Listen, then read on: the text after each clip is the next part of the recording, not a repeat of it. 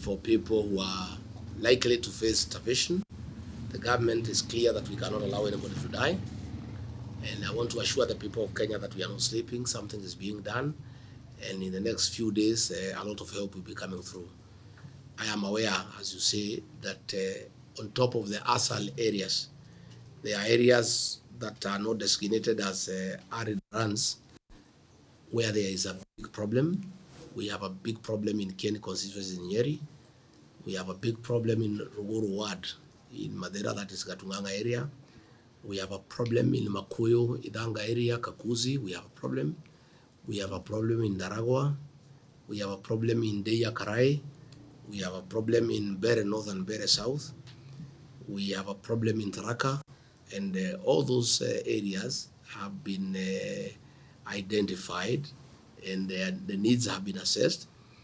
And as soon as I get back to Nairobi, I'll be chairing a meeting tomorrow so that we can get a plan on how to make sure that food reaches the serving cases and water for animals and for human beings.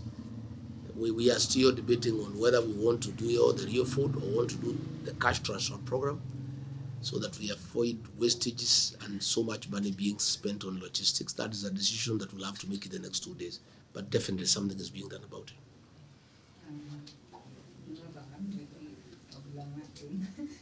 On the 300 billion shillings budget cut that you intend to do, which the government tries to... So there are things that can wait. You know, this traveling abroad, they can wait. People can travel when things get a bit better. In areas of hospitality, people can have seminars when things get better. But of course, the priority areas like medicine, you know, drugs, that has to be done. Security has to be done. So we will look at the what you call non-priority areas, areas that we can postpone the decision, and that can be done when money is available. He is well briefed, and I have no doubt Eric Wamombi, listening to him, sitting down with him, he has what it takes to take Madera constituency to the next level.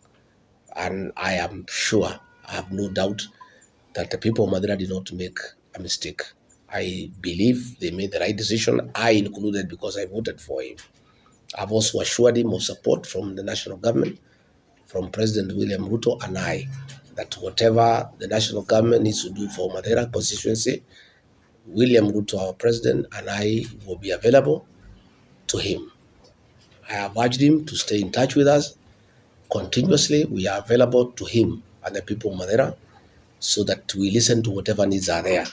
And he is lucky because I quite understand this constituency, and therefore I'll be of quite some bit of help.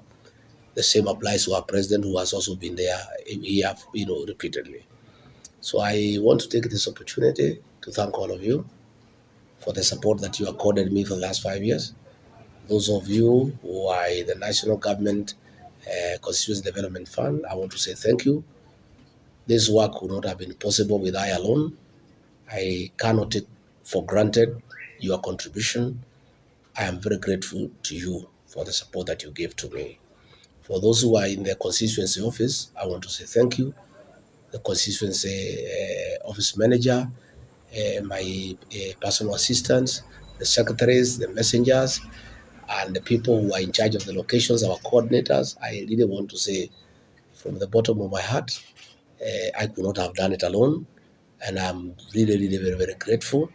And I ask those of you whom the Member of Parliament will retain to accord him similar support and make sure that you support him throughout so that he can succeed.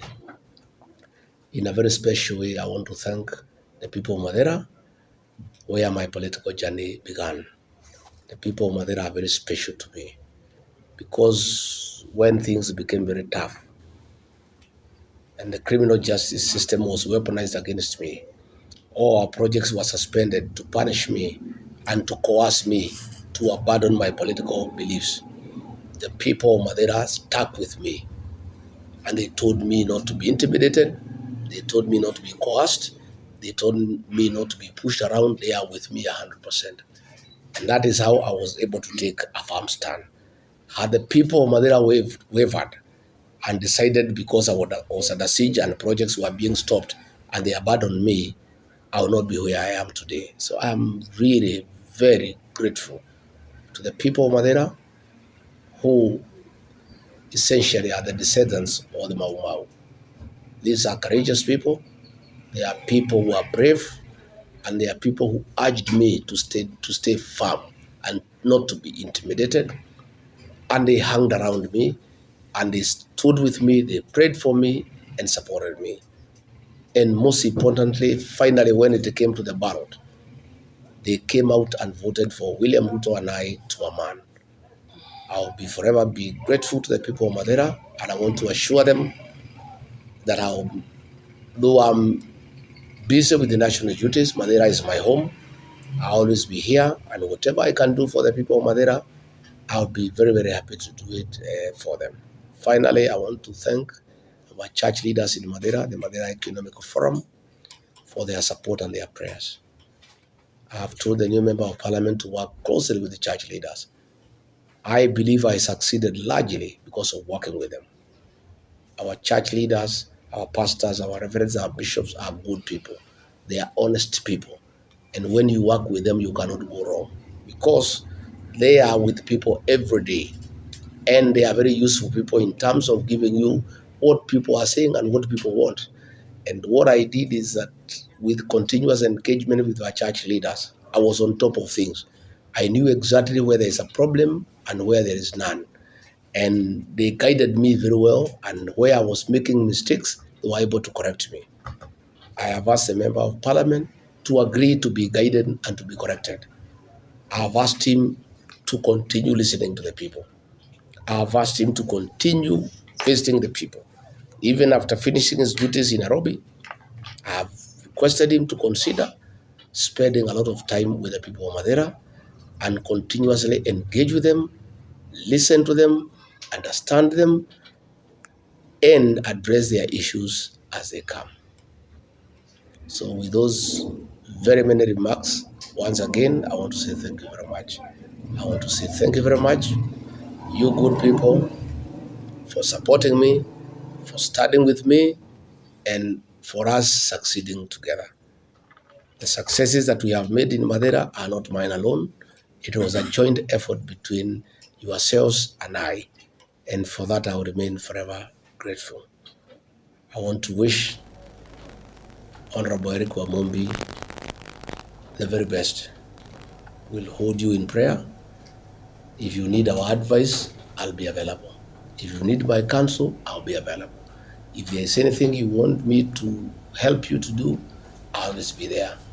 If you feel you are stuck somewhere and it's not very clear, please don't hesitate to call me or come and see me.